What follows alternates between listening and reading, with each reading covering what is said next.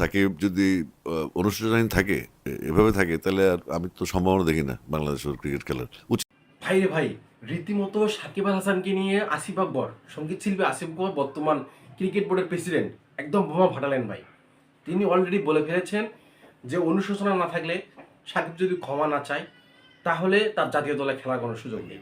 আমার মনে হয় সে জাতীয় দলে না খেলাটাই সবচেয়ে ভালো। 2,000 মানুষ জুলাইয়ে হত্যা হয়েছে, তারপরও সাকিবের কোনো অনুশোচনা নেই।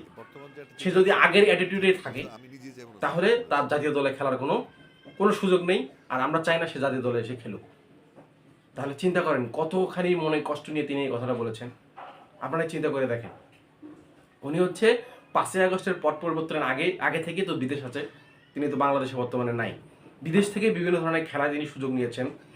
আমরা সবাই জানি যে হচ্ছে সারা বিশ্বে সাকিব আল হাসানের একটা বিশাল বড় ফ্যানবেজ আছে এবং তিনি একজন ভালো প্লেয়ার। সেটা কিছুদিন আগে বিসিবি পরিচালক যে আসিফ আকবর, উনি নিজেও এটা বলেছেন যে সাকিব আল হাসানের মানে মতো প্লেয়ার সারা বাংলাদেশের দ্বিতীয় কোনো তৈরি হবে কিনা সন্দেহ আছে। কিন্তু আজ এই যে রায়ের পরেও তিনি এই কষ্ট নিয়ে বলতেছে কথাটা যে সাকিব আল হাসান বাংলাদেশে খেলার কোনো সুযোগ নেই। তার কারণ এত কিছু হওয়ার পরেও তার মধ্যে কোনো অনুশোচনা নেই। আচ্ছা, আপনারা কমেন্ট বক্সে অবশ্যই জানাবেন যে সাকিব আল হাসানের মানে বাংলাদেশের ক্রিকেট বোর্ডে খেলার কোনো অধিকার আছে কিনা। এত কিছু হওয়ার পরেও যদি তার কোনো অনুশোচনা নেই, তারপরও তিনি খেলতে পারবে কিনা, খেলার যোগ্যতা রাখে কিনা, সবাই একটু কমেন্ট বক্সে জানাবেন।